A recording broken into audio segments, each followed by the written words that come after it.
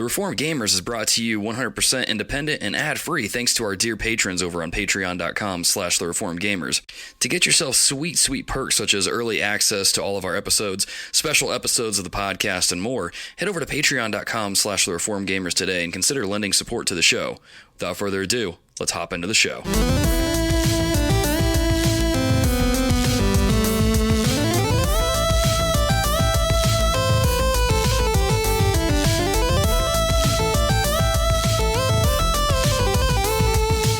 Hello and welcome, dear listeners, to episode 153 of The Reformed Gamers, the show all about theology, video games, buying multiple pairs of pants, and trying to survive the scary games the best that we know how, which is usually just not even playing them. I'm your host, Logan. And I'm his co-host, James Bond. I was not expecting it. I know, I threw everybody a curveball. I'm usually pretty straightforward with, and I'm his co-host, Adam, but for you listeners who are wondering what is going on, so we use this Zencaster recording, and you usually have to put in like your name when I enter this room. So I'm usually plain Jane Adam, and I just put that in there. But I've started putting in different names, so tonight I put in James Bond, so... Yeah, it's one of those things. Like I just wasn't like I've been a little too high strung all day today, and just that was just the thing that just kind of broke through the stone wall or whatever around my heart, and it's like that's some funny stuff. That's some truly funny stuff. Adam coming in with the giggles, and every time I look at it, I crack up a little bit. It's just right there, like I'm hanging out with James Bond. Oh man, if only. I can't. Oh man. Well, dear listeners, I'm not gonna lie. I'm a little scared to talk about this, to revisit, to relive the horrors of some of the games that I've played growing up, that we've played growing up, and then talking about some of the games that you have sent in through the various channels that we've sent out the questions for. So today we're going to be talking about the scariest games we've ever played, because I mean, by the time this episode comes out, Halloween's going to be relatively soon, so I figured it'd just be a fun time to talk about that, fun little topic to do all that jazz and get it out there. But a little bit of housekeeping before we get into the show.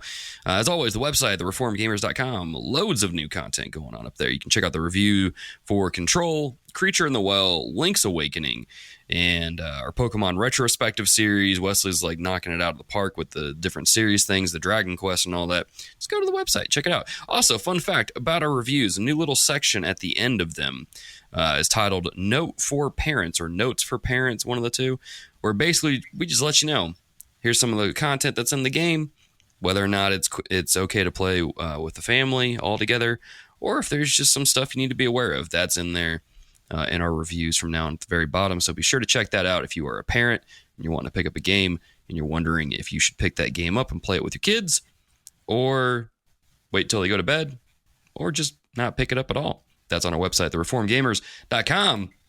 And as always, if you guys like what we do here on the show, you can go over to patreon.com/thereformedgamers and pledge any dollar amount, really. Yeah, but pledges as low as $1 a month go a long way in helping us continue to do what we do here on the show, continuing to pay the podcast fees and hosting and put it in content out on YouTube, things like that. Plus, to get you sweet perks like early uncut access to all of our episodes, including our YouTube content, behind the scenes content as well, planning, and even get you access to our Patreon Discord as well, where you can hang out and we can talk about scary games and things of that nature. But if you don't want to support us on the Patreon, that's totally fine. You know, it's we understand it. But you can, something we do ask you to do is go to your local podcast app of choice, leave a rating and review, because that goes a long way in helping the algorithm that the different podcast services use to put our podcasts out there, get more people listening, and make the dear listener brigade become a dear listener army, so we can storm the planet and talk about video games and reform theology and all sorts of fun stuff. So be sure to do all that fun stuff. But let's go ahead and jump right into the show here. And we jump into the show like we normally do, with a little bit of what have we been playing. And James Bond, what have you been up to, man? I know you're busy with the secret agent stuff, the spy stuff. Saving the world, you know, hanging out with beautiful women and drinking martinis and whatever else spies do. There you go, shaken not stirred. What do you play in your spare time? Mm, James you Bond, I know, can't. as James Bond. No, some pretty good James Bond. We could do a James Bond episode. Just talk about how there's a lot better games than GoldenEye, but He does have a plethora of games. We could do hmm. that. Anyways, so yeah, I've been playing some different games. I want to talk about something a little bit different. So when I first started this game, I didn't think it was going to be what it was. At first, when I started, I'm like, this is just weird. I didn't get it. So I started playing WhatTheGolf, trying out the old free Yes. subscription to Apple Arcade. So I heard people were saying WhatTheGolf, WhatTheGolf. I'm like, all right, I'll try it out. But you kind of jump in the game in like the intro, and you're just throwing stuff at the hole, and you're like, is this what the game's all like gonna just constantly be? Like there's no real there's no telling that like or showing that like, oh, this is gonna progress. But eventually you get past the intro, you get into the like the campaign or whatever. And the more I play it, the more I'm like, this is awesome. Like it's a really fun game. It's really creative. So I haven't played a ton of phone games. I know you've talked about that a lot in the Facebook group. I haven't played many phone games in really a long time, but this is one that I played it in bed. I played it on the couch for a few minutes. Like you can really jump in and out, and it's really creative. And I finally accidentally actually did one of the challenges. So after you like complete the hole, you can like click on it again or hit, go at it again. There's different challenges. And I didn't realize that I had done that at first, and then I realized it later. But the challenges were actually a nice little addition also. Instead of just trying to work through the little story, going and doing some of the challenges were a nice little twist. So if you got Apple Arcade, or I think you can probably just buy it from the App Store if you want to. I don't know how much it is. But it's been a fun little goofy game. It's not what you're going to expect. So, and that's what I really like. There's like one point where you've got this little guy and you think you're pulling your arrow back to hit the ball, but then when you let go, the arrow goes flying. It's just a lot of those little things that make the game really just, it's cute, it's fun, it's unexpected, different things. So if you got Apple Arcade, definitely want to check that out. I can recommend that one too. A friend of the show, Jonathan Steele, told me about it, and I played it for a little bit and was like, this is hilarious. It's charming. Yeah. I think that would probably be a good word. It's a charming game. Yeah. Like, it doesn't take itself serious at all. It's goofy, but it's a really charming game for sure. Yep. So I've been playing that. Also, finished a couple games. Here we go. Someone was like, "Oh, Adam, teach us how to beat all these games." I'm like, more than I usually do. I had like 3 or 4 games that I was playing at one time. So finished Days Gone not too long ago. Finished Link's Awakening. I'll talk about that in a minute. And then after I finished Link's Awakening, I'm like, I want to finish another game. So I went and finished or beat the main story of Marvel Alliance 3. Nice. Which was a good time. I really like the way that they end the game with like the kind of boss battles.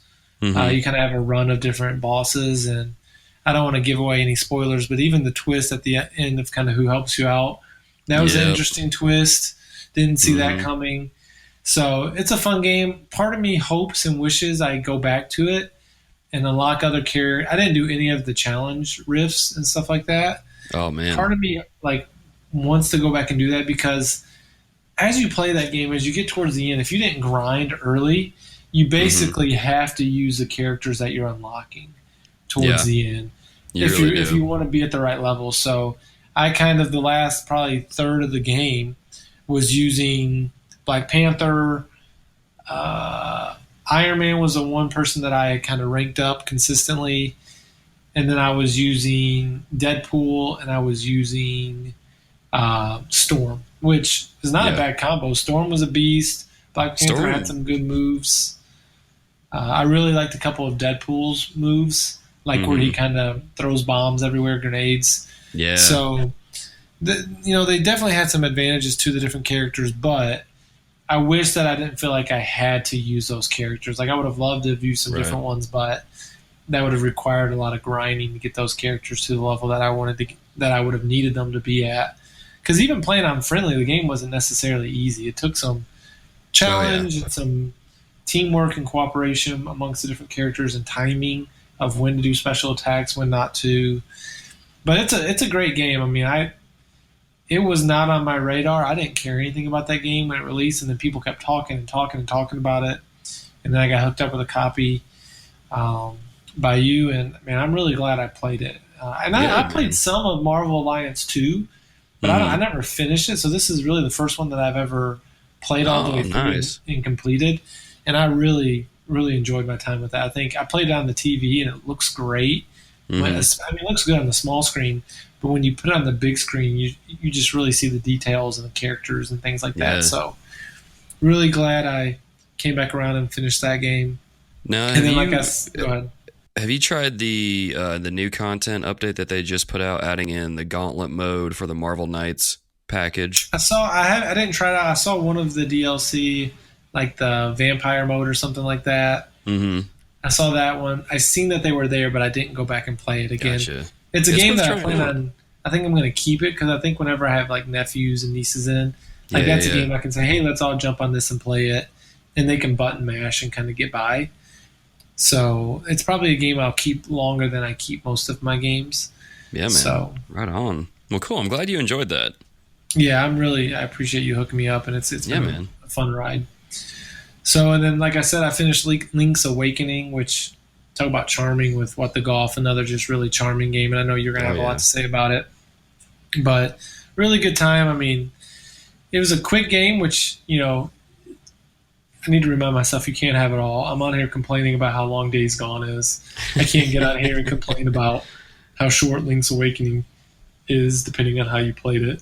But it Yeah. was a good length. It was, for the $60, it is what it is. I'm probably gonna flip it anyways and try to Hmm. sell it to get some money back. I don't see myself going back and playing it again with all the other games that are coming out.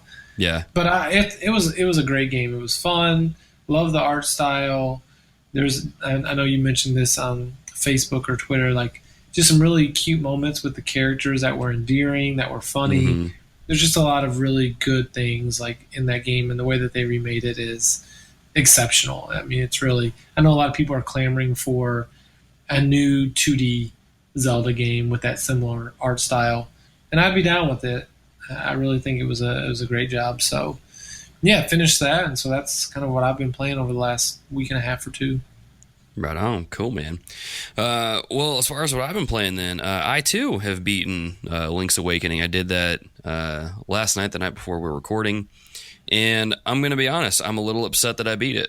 you know, Mm. it's one of those games that when the credits were rolling, I was like, "Man, I am genuinely bummed out that the game is over now." And I was ready to start through the game again or reload my previous save and kind of go after some of the collectibles that I had missed. I almost have all of the seashells. I just need like six more, but I don't.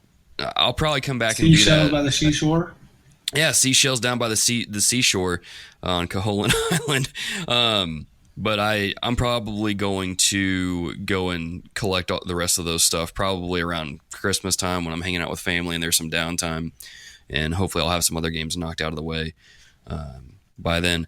At the time of this recording, I'm working on the review for the website, Mm. but I really don't have anything negative to say about the game. Thought it was fun. I thought the challenges were like, at least I'll say this. I think the difficulty was kind of perfect. It really challenged you to think and use the different items that you get throughout the game really, really well, which is the normal bread and butter type of gameplay for older Legend of Zelda games. And so I thought it was really well done. I think they did a good job remaking it for the Switch, and being able to play even just the opening. And I played this game on the Game Boy many years ago, but I never finished it. I never got past. I don't think I ever got to the second dungeon. I got past the first one, but I don't think I ever got to the second dungeon. But just being able to see the island again and see some of the different things again, it's just so much nostalgia there. But it really is one of the standout games of the year, in my opinion. I had a lot of fun playing it. Spent a lot of time fishing and going to the crane game thingy in the town and just trying to get real good at both of those. And man, I still want to go back and play it. I can't. All day today, I was thinking about the game and just thinking about some of the different the different shell thingies that I have to get. And I knew where they are. There's a few of them that are tied to the guy that does the custom dungeon maker things. He has the challenges, and if you completed certain ones, then he gives you a shell. So I know where to get a few of them, and I kind of want to go back and get those. But man, it's just, what a game, dude. Yeah, what a game. Good time. There were a couple things that they did a decent job with the travel system, but there was a couple times towards the end of the game where I'm like, okay, I need to go get another fairy for, my bottle. I need to go do this or that. And then trying to get to some of the corners, like to get to the top of the mountain. There was a couple times where I'm like, I hate that I have to I wish there were more shortcuts towards the end of the game. Like early in the game when you're just in the main section, there's a lot of little shortcuts that can get you between Maybe Town and Animal Village and all the different things. But once you start dealing with the mountain, you had to kind of backtrack a lot or retrack through different places to get to different locations. And so that was kind of frustrating to me to some degree. Yeah, I can see that. I mean, that's really, there's not a lot to complain about. I mean, I know there's some, resolution stuff and frames per second, but I don't care about that stuff. Yeah, it wasn't really to bother me. Yeah, even with that, it didn't really bother me because, I mean, there would be a slight hiccup getting into the game when it loaded up, but it never really got in the way of me playing the game, really. So, I mean, if there was one thing I would complain about or make mention of, it might be that, but it's not anything that's really going to affect your gameplay. You might not even notice it, to be honest, but really cool game. If you have a Switch, I'd say it's definitely worth picking up. Another game I jumped into and managed to beat was the original Dragon Quest game, which I guess supposedly it was called Dragon Warrior when it was over here in the States back in the 90s. But I picked that up partially because Dragon Quest XI came out on the Switch, and then they released the first 3 games in the series on the Switch in the same day. Wesley put a great article up giving you an idea of what to expect out of the first 3 games. So I thought I'll try the first game and see what I think. And it's cool, I guess. I think I would have enjoyed the game more if I had nostalgia for it, like if I had played it back when it first came out. I don't think there's anything necessarily wrong with it per se. I will say it probably just hasn't aged very well. So there's just a lot of grinding. There's a lot of weird save things. Like in order for you to save, you have to go back to the castle, talk to the king, and save your game there. You can't just save it anywhere else. I mean, you can save it anywhere else thanks to some of the changes they made to the quick save thing, but it's still just, it's weird. So it's one of those things where like it's fine. It is a $5 game. If you really want to try it out and kind of see what started it all, you can, but I don't think it's really worth picking up if you're going to jump into Dragon Quest XI. That's just my personal opinion. I'm not like upset that I played it. I did enjoy my time with the game, but I don't think it's, I don't know. It's one of those things. I just play it if you want. If you don't play it, you're not missing out. So I can say that about the game. The other game I've been playing, Adam brought up WhatTheGolf out of the Apple Arcade, and I'm going to bring another one out of the Apple Arcade called Sayonara Wild Hearts, which is, I honestly don't even know how to describe this game because it's so different. It's like Temple Run meets Scott Pilgrim meets Paramore. So you start, I don't even know what the story is of this game. Like, it's so weird. It's one of the things, like, dear listeners, if you have Apple Arcade, if you have the 30-day trial, just play it, download it. It's free. If you don't like it, get rid of it. If you love it, keep playing it. But you basically play as this girl who, honestly, you know what? It's kind of like Persona, right? So you have these arcane cards or whatever they are, like Persona has, like the Tower, Judge, Fool, all that stuff. And the character that you play as gets hit by one in the beginning of the game, and then she turns into a phantom thief, basically, and then rides a motorcycle to this really cool soundtrack through these different levels where you have to collect these gems and these hearts and stuff. And then you run into these rival phantom thief biker gang things. And then you have this thing where you pursue them around the city or the forest or something. And then you knock them out and then you progress to the next area. I'm doing a terrible job of explaining this game, but it's really that trippy. Like I said, it's cool. If you want to try it, it's on It's in the Apple Arcade. If you have your 30-day trial, you can check that out and play it there. I think it's cool. The style of this game, like, my goodness, the art is amazing. It looks fantastic. The music is great. The controls, they're a little finicky. I hear they're better on the Switch. Yeah, I actually stopped playing it on my phone and bought it for the Switch so I could play it with a controller. Here's the thing: if you're playing it on the phone, change the sensitivity to high so you have much better control over your bike, or use a DualShock controller or an Xbox controller, because you'll just enjoy the game much more that way. Don't try to use the touchscreen because it's just very finicky. It's much better. It's best enjoyed with a controller, is what I'll say. And like Adam mentioned there, it is available for the Switch. I think it's on PC. It's on PS4. And I believe it's on Xbox also. So you can pay the $12 to play it. But if you have Apple Arcade, just download it to your phone for free and try it out there. And then if you really enjoy it, then you can buy it for the other systems. I had some credits saved up, so I only spent like $8 on the game. So I'm not going to get upset over that. But yeah, pretty cool game.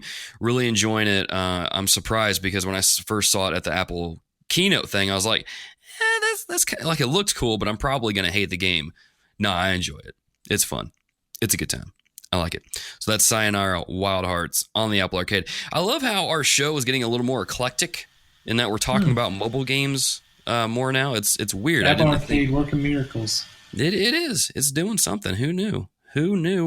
Hey, I think Apple's onto something. I think a lot of people were skeptical when it first launched, but with what they're doing with controller support and the iPad Pro and all these new phones, I mean, all you have to do is take a controller with you, and you've got a system there, because there is high quality games. I mean, I know our friend Chris Reagan is a big fan of the Apple Arcade and all that. And, I mean, really, you're getting some higher quality, more powerful, even almost better graphics than you're getting with a lot of Nintendo games on the Switch. And all you got to do is throw a controller in your bag, and you don't even necessarily have to have a controller for a lot of them if you're willing to use touch controls. Yeah. But you guys don't want to use touch controls. It's a game. Somebody, I think, in the Facebook group said something about, who would have thought my child's first system would have been their iPad. You know, they gave them an Xbox controller, and with Apple Arcade, in many ways, it can be functional. I mean, you look at Oceanhorn 2, that's a full-fledged action-adventure third-person game. Mm-hmm. It's basically Legend of Zelda on an iPad. No doubt. That's really what it is. But yeah, it's cool stuff. I'm excited to dabble more with Apple Arcade. You know, we talked about this last episode that I don't think I was going to keep it around, but if they keep putting games out like this, I might find myself gaming on my phone a little bit more. So I don't know. We'll see. Time will tell. But Sayonara Wild Hearts has definitely impressed me. So we'll see. We will see. All right, James Bond, what books have you been reading? Or can you even talk about those? Are those classified documents? James Bond needs some Jesus is what he needs. No, so to not be redundant, talk about some of the things that we talked about last week or last episode on prayer. Been reading out of Psalm 123 this morning. And it was really good. We've been just trying to pray and discern a lot of kind of what God has for us and some directions that we could go with some international stuff or regional stuff and some different trips and things like that. But it says in Psalm 123, "To you I lift my eyes, O you who are enthroned in the heavens. Behold, as the eyes of servants look to the hand of their master, as the eyes of a maidservant to the hand of her mistress, so our eyes look to the Lord our God till he has mercy upon us." What the CSB says, until he shows us favor. And so as I was thinking about that, and as we're trying to discern, and as we're trying to, even as a church, be faithful to just follow the Lord's leading, that really stuck out to me. It's like, if you were a maidservant or a servant of the king or the queen, you look at the story of Esther. She felt like she couldn't go to the king unless he called her. You know, there's that level of, you don't do something unless they tell you to, and so you're just watching, because you don't want to do something that they don't tell you to, and you don't want to be late if they're telling you to do something. So if you are a servant of the king or the master, you're watching them, waiting for them to give you, okay, now it's time to move.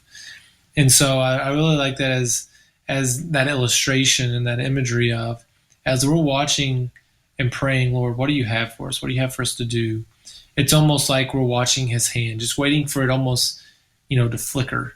Okay, is he moving? Because as soon as it starts to move, we've got to be ready.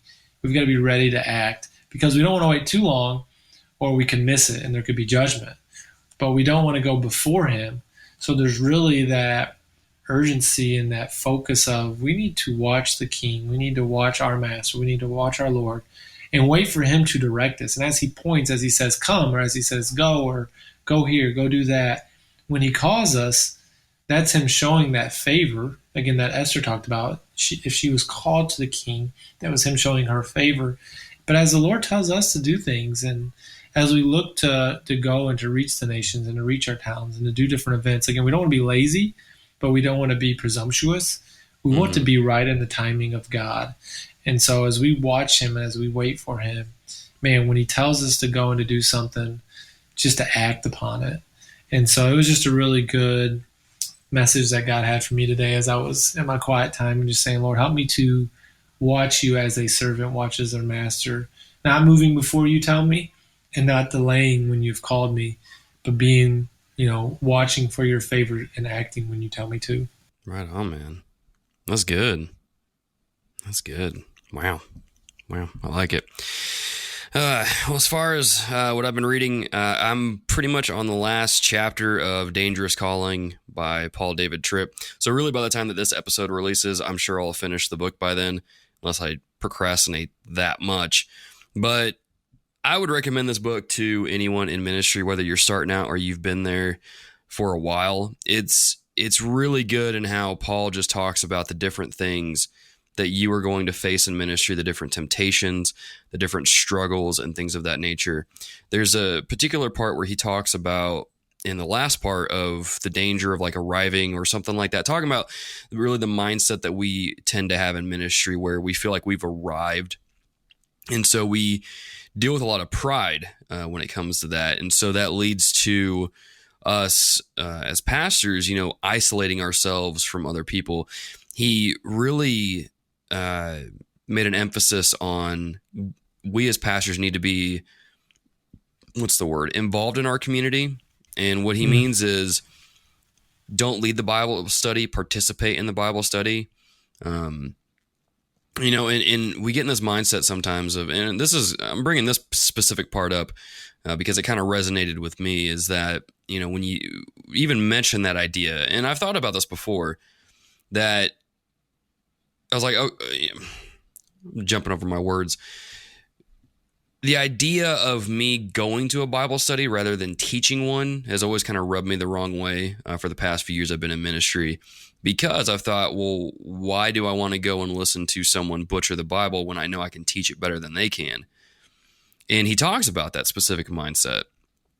And he's just like, you need to get over that, You may think you know the Bible better than whoever it is teaching it, but you probably don't. You're probably going to learn something, and it's going to give you a better chance, or it's going to give you an opportunity to not work, to get out of that mindset of work mode and just enjoy the church for what it is and be ministered to and get to know the people that you're serving better, and to strengthen those relationships and really just love on people. And so it helps kind of bring that pride down a little bit to where you humble yourself and you stop thinking that you've arrived. You stop thinking that you're much bigger than you are. And it gets you down to a level where people in your church can actually approach you and can hang out with you and can enjoy your company and enjoy being around you. And as he talked about that, he's really spent 3 chapters talking about really just pride. He calls it self-glory, but it's really pride. And yeah, it hit hard several times. The whole book has been hitting hard. But man, I've realized just reading that there's some issues with pride that I definitely have, that I wrestle with, that I need to give up. And and that's not going to be easy because pride is not a very easy thing to let go of. But yeah, man, for those of you that are listening that are pastors, don't think you're better than the people you're serving. You might know more, but that doesn't equate to you having more value over them, if that makes sense. So yeah, it's a good book. Paul David Tripp, Dangerous Calling. I would highly recommend it for anyone in ministry. Unless you don't like conviction and you don't want to deal with that, then I guess don't read it. But you're going to read the Bible anyway, and that's going to do the same thing. So you should probably just read it anyway, and just to help your sanctification along as well. But yeah, it's really good. There's one other thing he talked about that I wanted to bring up, but I can't remember it at the moment. So I guess you'll just have to pick the book up and read it for yourself. Like I said, great stuff. There's a early record for you. Dangerous Calling by Paul David Tripp. Now we've arrived at the thing that I've tried to procrastinate on, and I've done a horrible job of doing so, but we've arrived at the topic of the show, which is the scariest games that we've ever played. So kind of what we'll do is we'll discuss some of the games that we've played that have just scared the poo-poo out of us. What made them scary, what forced us to quit the game if we did quit it, and things of that nature. We've got some write-ins here that we'll read as well, and we'll probably use some of those as springboards. But Adam, man, let's start with you real quick, and then we'll go to a listener. What just pick one game. What is one game that scared the poo-poo out of you like nothing else before? Are you trying to hint at something, Logan? No. Why? Am I indirect? Am I doing it subconsciously? Later, I'll talk about a game that I was afraid almost scared the poo-poo out of me, but I remember the story now. We'll get to that later, though. Oh man! But no, if I was thinking through games, kind of in an order of from oldest to most current. So I'm a huge Mummy fan when it comes to the Brendan Fraser ones. Really like the first and second one. The Scorpion King and the ones to follow weren't very good. But Mummy 1, Mummy 2, really enjoy those movies. But there was a PS1 game kind of for the first game. And I remember when I got it, I was super excited. And I think if I went back and played it now, I would be able to play it. But it was a game, I was so nervous and anxious whenever I played it because these mummies would just kind of come out of nowhere as I was playing. So it wasn't jump scare, but it was a game that just always had me to some degree, again, scared, but not in the afraid, but it just really had me worked up. And so I never finished the game. It was a decent challenge, if I'm remembering right. Mm-hmm. But it was one of those first games that I remember playing that I was like, wow, this game is, for whatever reason, freaking me out. And so that's one of the earliest games. I can't think of any games on the Nintendo or the Super Nintendo that scared me or anything, because they weren't very realistic, and maybe there's some games that people are like, well, go play this, it'll freak you out. But that was probably the first game that I can remember that really just had me all worked up and anxious and nervous and sweaty. And a game I never finished it because of that. Man, yeah. It's funny how games like that just have that effect on us, right? Have you tried playing that game since then? No, I have a PS1, but I don't even know if I still have that game. But It would definitely be one worth, if it would be a fun one to go back and try. I'm actually looking up video for it right now just to try to remember exactly. I have a memory of what it looked like, but it actually doesn't look that bad. It looks and reminds me a lot of the Indiana Jones game that I talk about and love all the time, the Infernal Machine. That's what I think as I'm watching this video. But right on. Now, as I'm watching it, I'm I remember why I was so freaked out is because the whole game is really dark. So as you're running in areas, there's lights that are being lit, so you never knew what you were going to walk up on. So as you were playing, it'd be all of a sudden you've got, bam, there's mummies everywhere, but you didn't know they were going to be there because of how dark the screen is. Wow. Okay, I could see that then. Yeah, that would definitely strike some fear to the heart of little young Adam. I can totally see that. One of our write-ins, Wesley Ray wrote in, He says, funny enough, the games that scared me the most were Parasite Eve and Tomb Raider on PlayStation 1. The Raptors and Tomb Raider gave me nightmares, and watching my brothers play through those games made me nearly pee my pants in terror. Now, those games didn't ever really scare me. I've never played Parasite Eve. I've heard rumblings about it here and there, but I've never played it myself. Tomb Raider never really scared me because I enjoyed those games a lot. Not trying to flex or anything. I'm just saying I don't share that sentiment though. But Wesley did add in another game on our Discord, which was Pokemon. Now there's a specific reason. There's two specific reasons he mentions there, which is Lavender Town, which is you kind of have like the ghost tower thing that you go into, and that's kind of creepy. The music in there is even kind of creepy. I remember that. And he also said the missing number glitch, which is a glitch in the game that it's a Pokemon that you can catch, but there's a lot of, and dear listeners, you can go check this out. He mentions this in his Pokemon retrospective article on Generation 1, I believe, where there was rumors floating around about this Pokemon where if you caught it, it would delete your game, or it would cause like really supernatural stuff to happen in your house or something like that. Like the game would haunt you or something. And I know I've heard that last one, especially because we talked about it in the schoolyard with some of my friends. And I remember when missing numbers showed up in my game. And I caught it and my game started glitching out, and I shut the game off like Wesley did because I was afraid something bad was going to happen. I was very young, very impressionable, very much into superstition stuff, which is stupid thinking back on it now.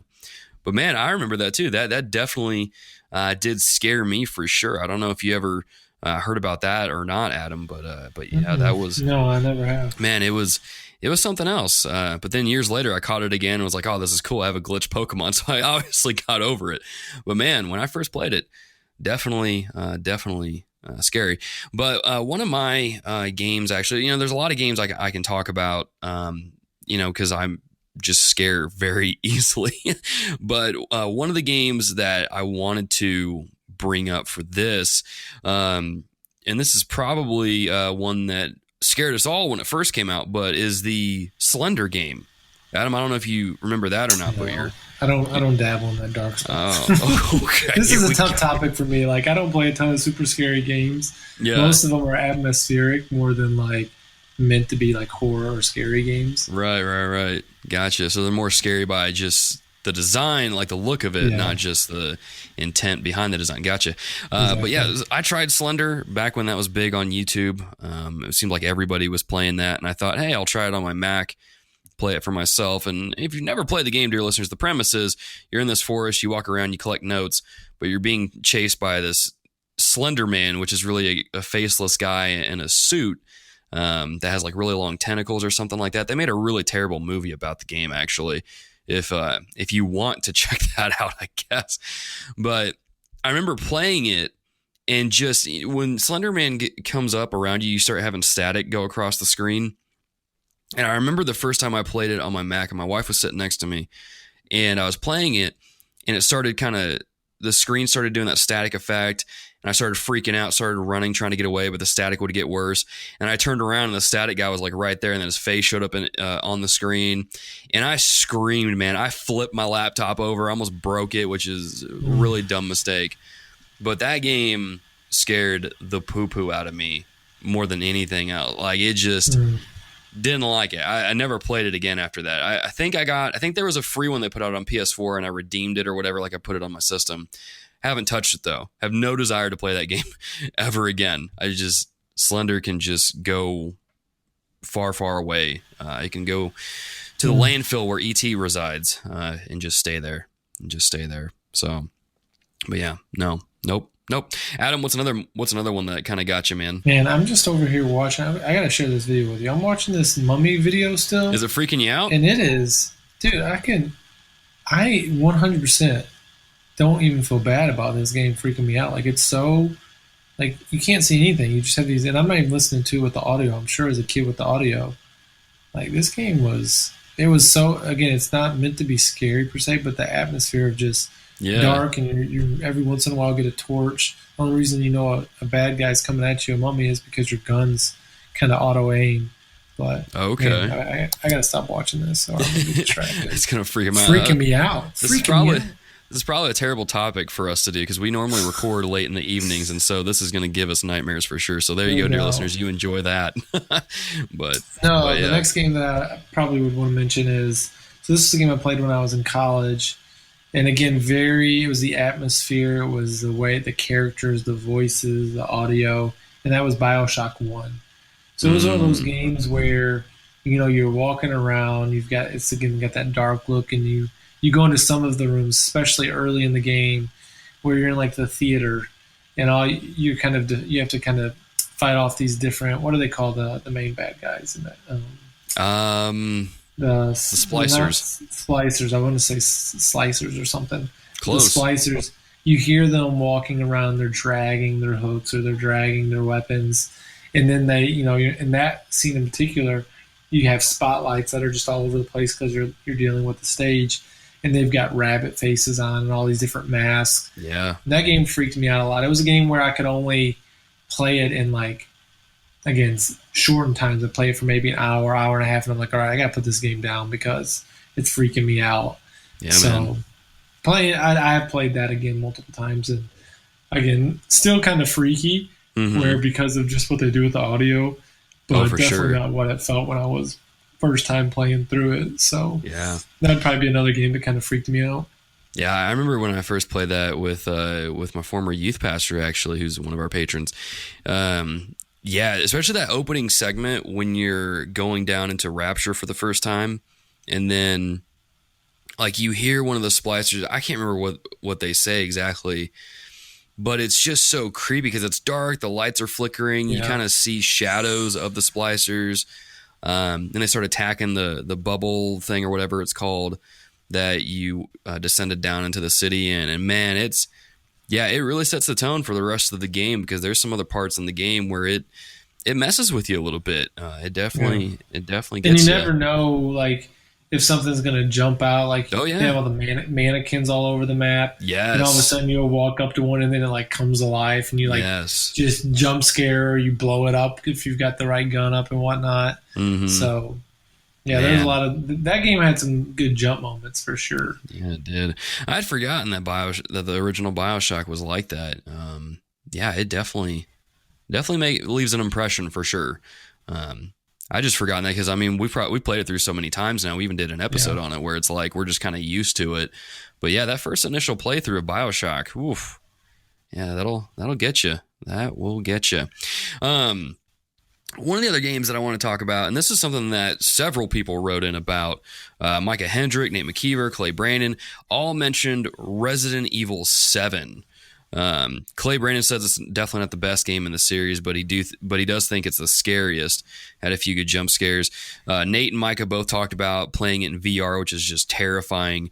Micah actually beat the game in VR, which is Wayne's World.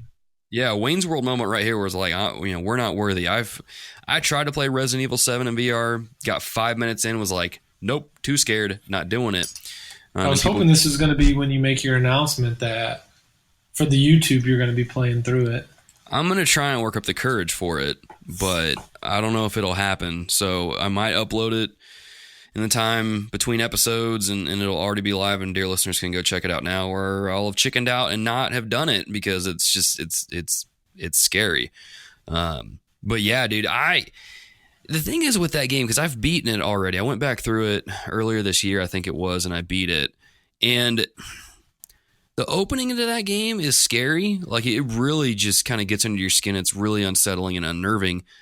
But there's a point where a couple hours in, it just stops being scary, and it's just more it's only scary because you're in a situation where you're out of ammo or something like that. It's not scary because you're genuinely scared. You're just scared because of you don't have ammo, and so you can't really progress any further. It's stuff like that. So I don't know if I would say Resident Evil 7 was one of the scariest games I've ever played, but enough people wrote in about it to where I did want to make mention of it and see if any other listeners were terrified by it, because I know it definitely freaks some people out, especially when we all first played it and we played the demo and stuff. It doesn't help that it looks real either, so that really helping it either. But it definitely did have some really good jump scares. I'll agree with you with that on Clay, especially when you're going to fight. Is it Margaret Baker is the one with the bugs? And you're like opening the door, and then she like slides in the space in between the door threshold and just gets in your face. And yeah, it's got some good jump scares. I would say though, for me, that the first 3 Resident Evil games were the ones that scared me the most, for sure. Resident Evil 1, because I keep bringing this up all the time. That scene where the dogs jump through the windows in the hallway gets me every time, even today. And Resident Evil 2 and 3, really the first 3 games, all had this thing where they were giant spiders. And when I was younger and played this, had severe arachnophobia, dude. So anytime I just saw even a hint of it or heard it or anything like that, I would shut the game off. And when I first played through Resident Evil 2 as Leon, I think, and I went down to the sewers, I didn't know there were giant spiders at the time. So when I got down to the sewers and I saw 2 of them on the walls, I screamed so bad and just like threw my controller across the room. And my cousin who was sitting there was like, what just happened? Like it happened so fast for him. And I think I shut the GameCube off, and he was like, are you okay? And I'm like, I can't do spiders, man. I can't do spiders. I'm done. I can't do it. I'm done.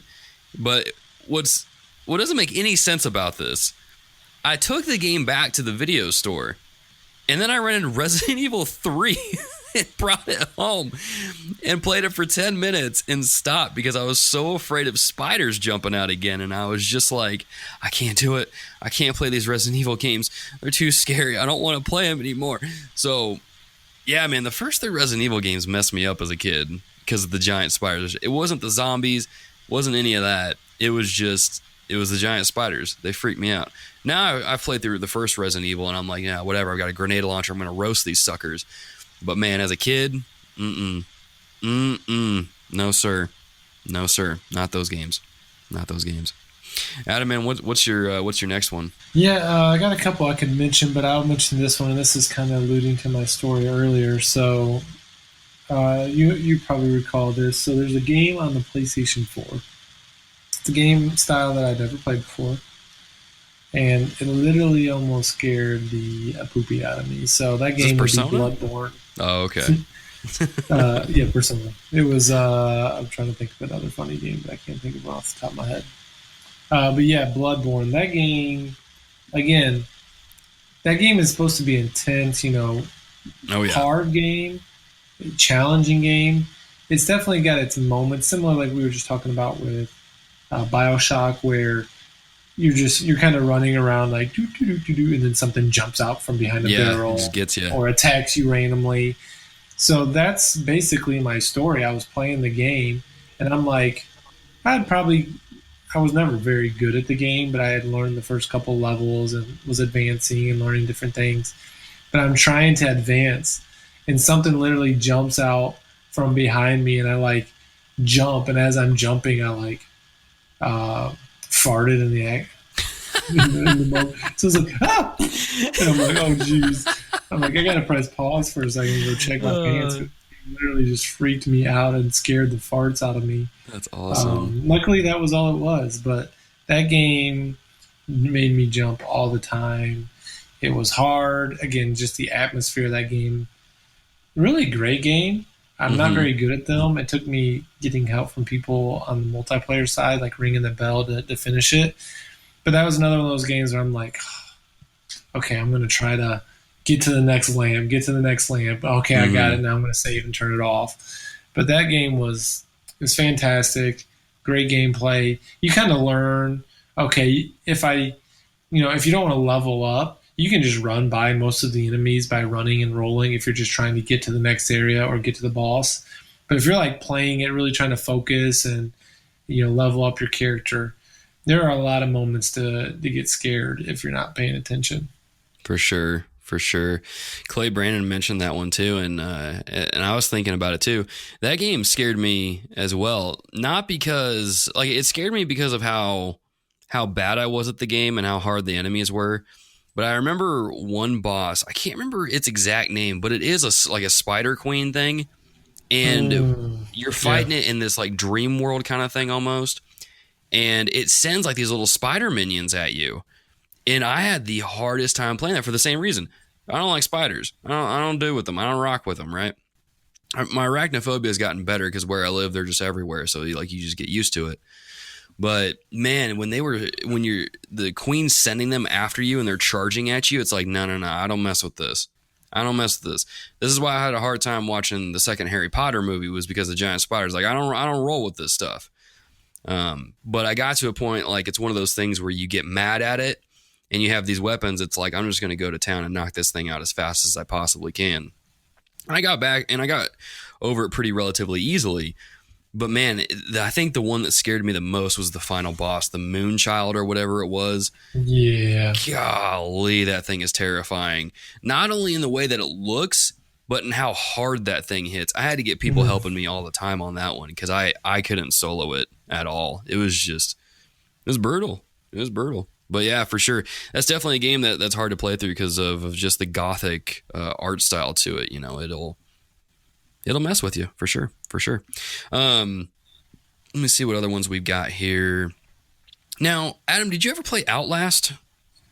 I didn't. You didn't? Okay. I only mentioned it because Clay Brandon brings up Outlast 2, dealing with religious cults, and the whole series in general just kind of has a sense of hopelessness throughout the game. I played the first one. I don't recommend it, but I remember that one definitely scaring me, especially in the sewers when one of the big dudes are chasing after you. Man, it's a hard game to really play. Not because like it's a difficult game. It's just hard to get through because of the content in it. Like it's a dark game for sure. I haven't played the second one because I don't have a desire to play it because it gets real morbid. It gets real gross. I'm not into that kind of stuff. But that one for sure is a worthy mention. Nate also brought up Dead Space. Now, is that one that have you ever played Dead Space, Adam, or ever seen it or anything like that? I've seen it, but I never played it. Okay, gotcha. That was another one for sure because the necromorphs, very Resident Evil 4-ish in the way that it played. But man, it's honestly, Dead Space is kind of like Resident Evil meets BioShock meets Alien, now that I think about it. But yeah, cool game. Definitely scary, though. I don't know if the second or third one were really scary because they started going a more action-oriented route. I'm trying to think of another game I can bring up. Here's one. Mass Effect Andromeda was terrifying. I'm kidding. I'm just saying that to mess with people.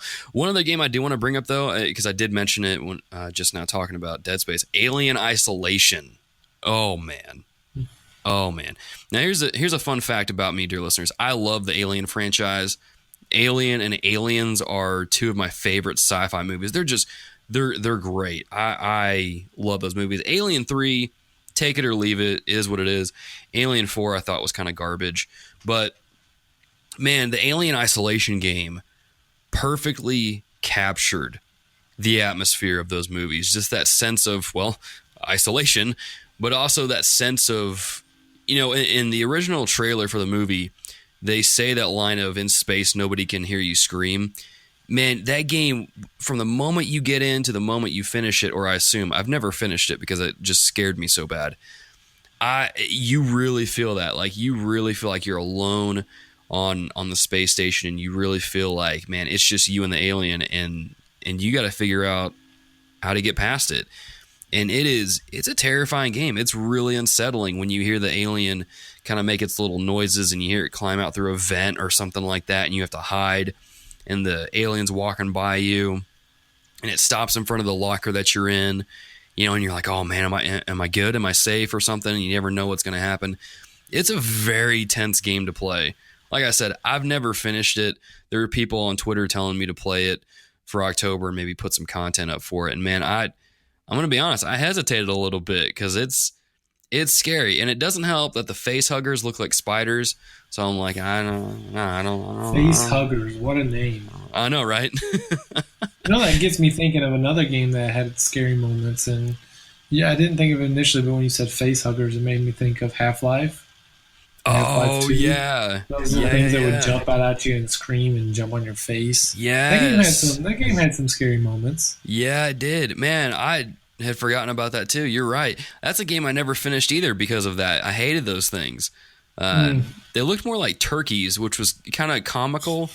But yeah, no, I don't deal with that. Beat him with a crowbar. Yeah, I think it's just first person. There's something about first person games and horror, like mixing the first person perspective with horror games. I don't like it. I think that's what made Resident Evil 7 pretty spooky. But dude, even thinking about this, I'm surprised no one mentioned this one. PT, did you ever play that teaser that came out a couple years ago on the I think PlayStation? we may have mentioned it. I've got it on my system still. I think I said the other day, but I never got around to playing it. Oh man, well, sell your PlayStation. You'll make a lot of money for it because you can't download it anymore. Yeah, that's another one. There was this article that came out actually recently where this guy was modding the game and changing the camera thing.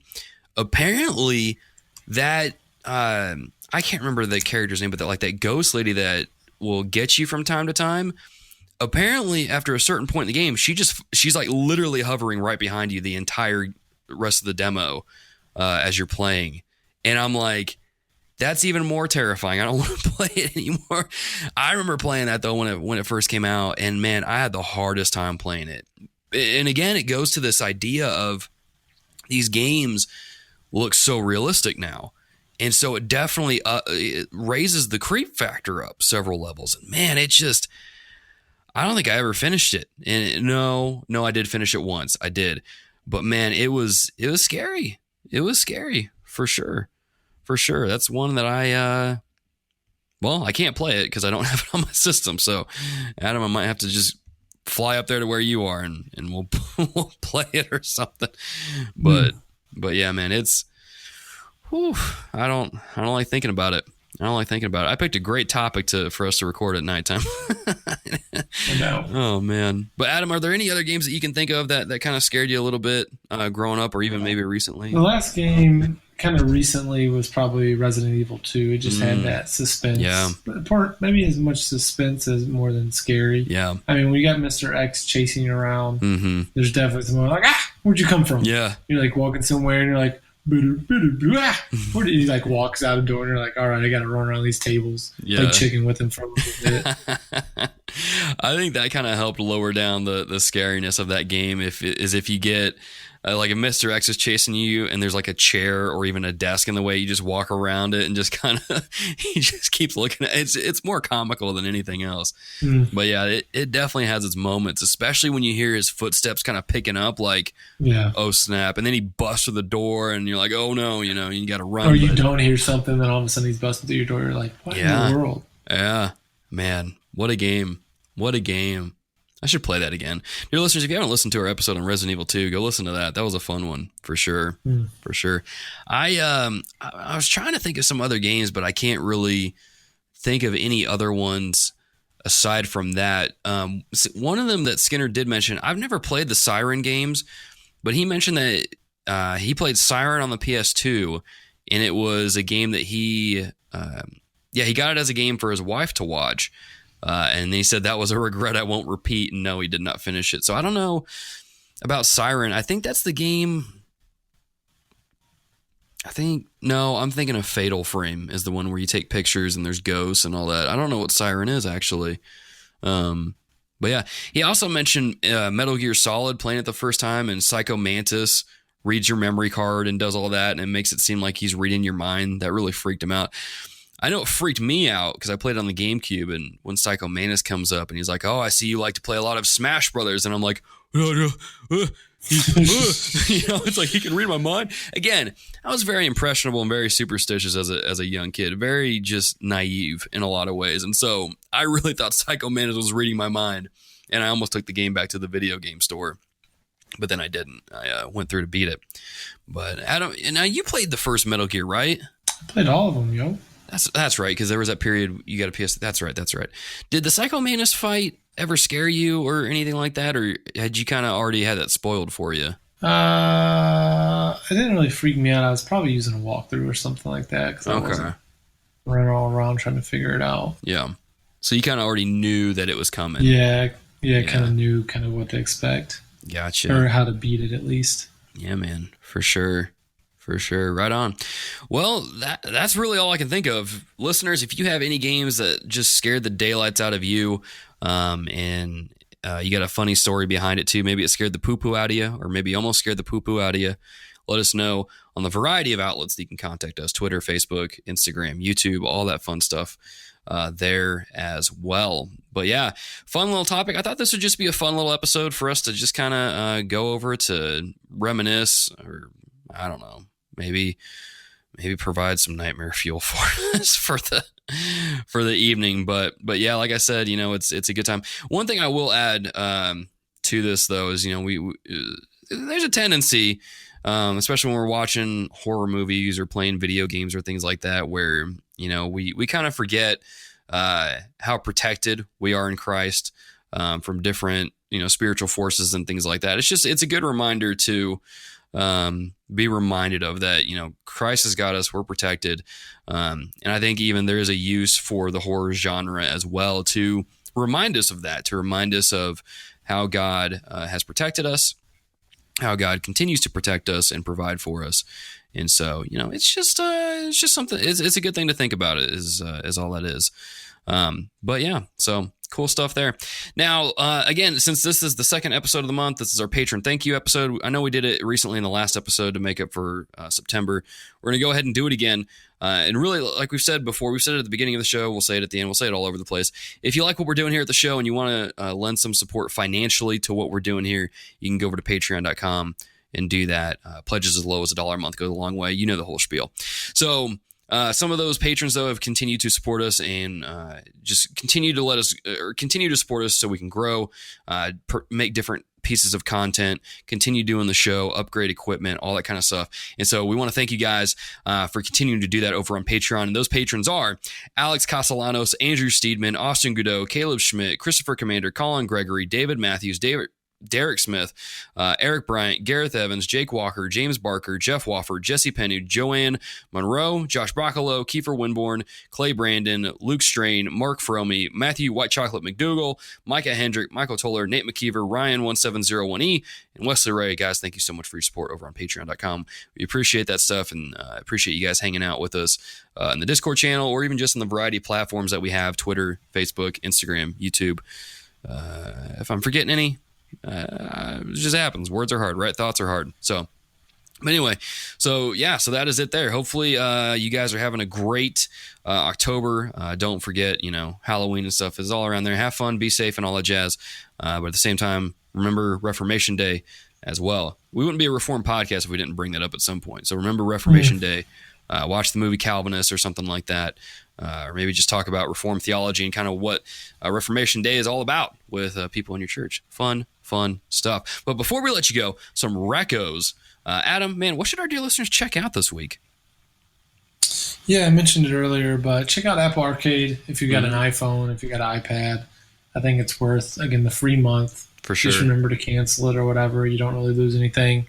And I think there's a lot of potential there for some future of gaming stuff. So yeah, check it out. For sure. Dear listeners, also, if you're playing anything on the Apple Arcade, send us your recos, because we're going to be looking for games to play, because the games that we've talked about in this episode have piqued our interest. So if you got some games that you're playing in the Apple Arcade, let us know what are your favorites, and we'll check them out as well. As far as my reco goes, October is Pastor Appreciation Month.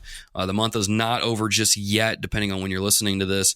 If we're still in October when you're listening, do something to just show your pastor that you appreciate him, whether it could be something simple like getting them their favorite drink or snack or something like that. Maybe even just writing like a thank you card as well for what they do. But it could even be like mowing the yard. There's a lot of ways that you can show appreciation. Even if they have like kids or something, even offer to babysit one night. Give your pastor and their wife a night out on the town or something. Maybe even giving them a gift card. There's a variety of ways that you can show your pastor appreciation.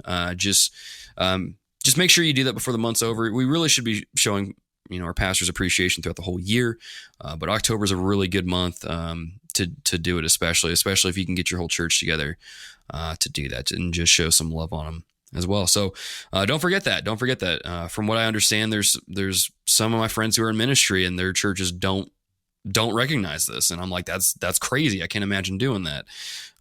So yeah, definitely show your pastor some appreciation.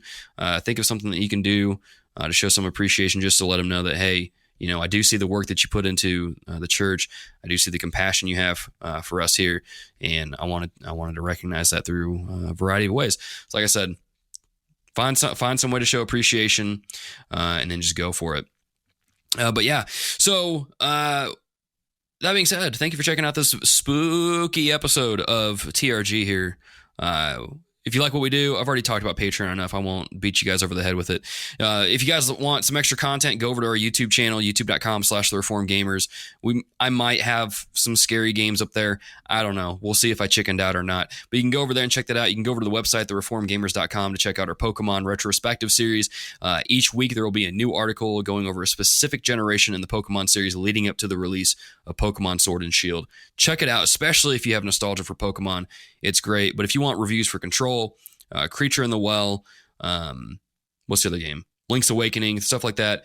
Go check that out, especially if you're a parent and you want to know if there's anything questionable in those games. Check it out. Check out the notes for parents section at the end. But don't forget to follow us on Twitter at TRG Podcast. Don't forget to like the Facebook page, join the Facebook group, follow us on Instagram at TRG Podcast. And if I'm forgetting anything, well, it'll be in the show notes for you. That being said, dear listeners, if you guys are out there trick-or-treating, doing anything like that with your kids for something for Halloween, have a happy Halloween. You know, enjoy that time with your family. Stay safe, you know, things like that. If your church has a trunk or treat, definitely go out and support that. But also remember Reformation Day. Go check that out as well. There's a movie called Calvinist that you can go check out as well. It's done by one of the hosts of the Reform Pub. I don't know if the Reform Pub is still around as a podcast, but go check it out. It's a great movie. Maybe even here's another suggestion for you. Youth pastors, get your youth group together and watch that movie. I did that last year, I think, with my students. Great time. They learned a lot about church history, had a lot of questions, and they learned a lot from the movie. So there's an idea for you if you're looking for stuff to do around this time of the year. So yeah, just enjoy this time. Make memories with your family. Enjoy that time. Maybe play some games with your family. You got Luigi's Mansion 3 coming out on Halloween, so you maybe pick that up and play with your family and have a good time. But until next time, dear listeners, GG and amen. Thank you for listening to The Reformed Gamers, the show all about biblical theology and gaming. The reason the show sounds so good inside your ears is because TRG is edited by David Skinner. You can find extra content on our YouTube channel at youtube.com/thereformedgamers. The Reformed Gamers is entirely fan-supported over at patreon.com/thereformedgamers by our dear patrons. The following people are at the producer level or higher and will forever be thanked and mentioned here at the end of the show, as long as their pledge comes through each month. Those people are Alex Castellanos, David Matthews, Eric Bryant, Gareth Evans, Luke Strain, and Wesley Ray. Thank you for your support over on patreon.com, keeping our controllers charged, and fueling my addictive habit of getting platinum trophies. Until next time, GG and amen.